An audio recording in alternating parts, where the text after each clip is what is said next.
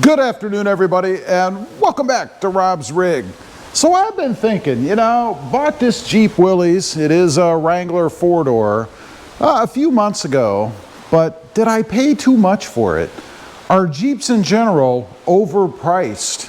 So I thought I'd do a little bit of a research, an internet search actually, and see what the world, I guess, has to say about that topic. And kind of decide for myself, I guess, if I paid too much for this. I think, if I recall, pricing on mine was somewhere in the $55,000+ range. So I asked the question, are Jeeps overpriced? And here are the results. It says whether Jeeps are overpriced is subjective. Well, of course, $1 to one person is different than $1 to another person, right? But market data shows that their average transaction price surged 61% between 2018 and 2023. So that's a couple of years ago. It's even worse now, I'm sure. Reaching over $54,000, which obviously I paid more than.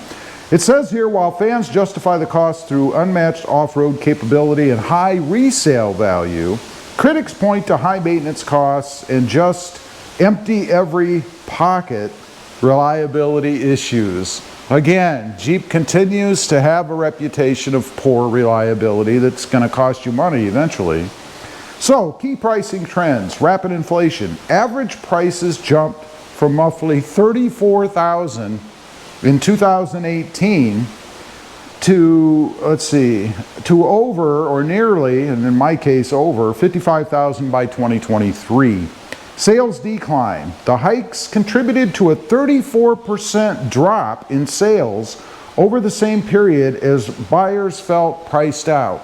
And there's this common thinking out there that if you do something in mass, buyers, stop buying a product, in this case the Jeep, the manufacturers will have to respond and lower the price. Did they? Let's see. Recent corrections. Here you go. To regain market share, Jeep has started slashing prices on models like the Gladiator, down $1,700, and Grand Cherokee, down $4,000 as early as 2024. I think that has continued. I've seen a lot of reductions out there in the form of rebates too. Resale dynamics. Traditionally, Wranglers, like this one, held value better than almost any other vehicle. But some 2025 data suggests a significant softening in trade-in values for newer, high MSRP trims. So I guess the lesson there is if you're buying it for resale value, you don't want to go to the highest trim because you're not going to get that money back.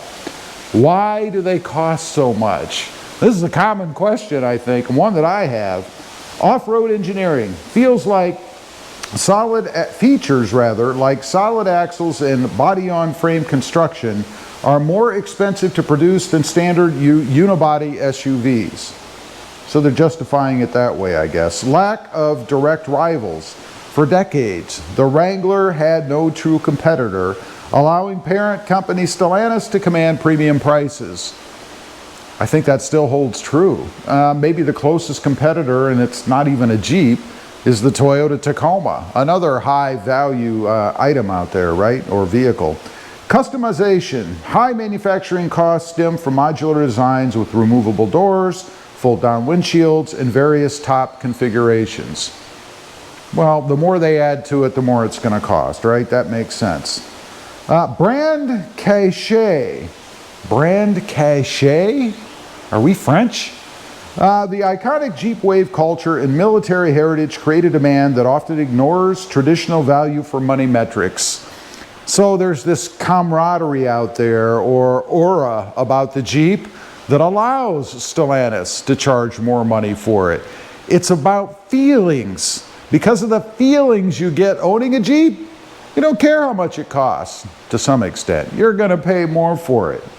Hidden ownership costs, maintenance. Owners frequently report higher than average repair bills, especially for specialized off-road components. This is definitely true. I see a lot of horror stories out there about people who are out of warranty, and that's the key, I think. If you can trade it off when the warranty's about to go away, or buy an extended warranty. And I hate to say that because I am not for extended warranties, but in this case, probably going to be worthwhile if you're going to keep it beyond the warranty point. Efficiency. Boxy aerodynamics and heavy four-wheel drive systems lead to poor fuel economy. People are feeling that right now, right, with this craziness that's going on and the price at the pump. Often averaging between 17 and 23 miles per gallon. I wish. My Jeep right now is getting somewhere in the mid 14 miles per gallon range. It's probably because of the heavy mud terrain tires that Jeep threw on there. And they did come with the Jeep. We didn't put those on, so I'm not claiming responsibility other than I did buy it, right? I didn't have to. Comfort trade-offs. At a $50,000+ price point, many buyers are surprised by a noisy cabin and bouncy ride compared to smoother rivals like the Kia Telluride or Toyota Highlander. Neither of which would I put in the same category as the Jeep Wrangler. I mean, those are traditional, more luxury SUVs, right? And they're designed for that. I wouldn't expect them to be like the Jeep Wrangler. Now, is that a problem going in? It shouldn't be. I mean, Jeep is not known as being the Audi or Cadillac, Mercedes of the genre, right? Or of the category. You're going to expect that a Jeep is going to be rougher, not as smooth of a ride. It's going to be louder, and it would have to be louder because it has all of these panels that come off, right? And it's a box. It's not designed for aerodynamics, right? It's not designed to give you a quiet ride through the air. So that really shouldn't be surprising to anyone out there. But in the end, why did I buy one? Why did I pony up that over 55 grand? Well, the biggest reason, if I'm being honest, my wife wanted it. She's the one who primarily drives this vehicle. I do as well, but it's her vehicle. She loves Jeeps. She wanted another Jeep, so she's got the Jeep, right? But secondly, because I like the aura of it myself. You know, there's nothing like even just looking at it sitting there. I mean, it's gorgeous, right?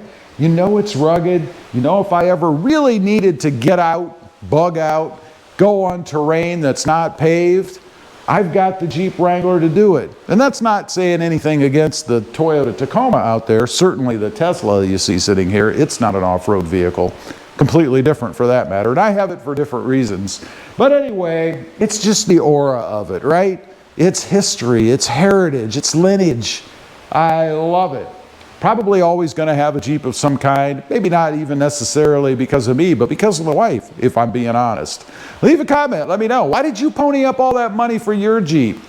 I'd be curious to know. Thanks for watching. Stay safe out there. Bye.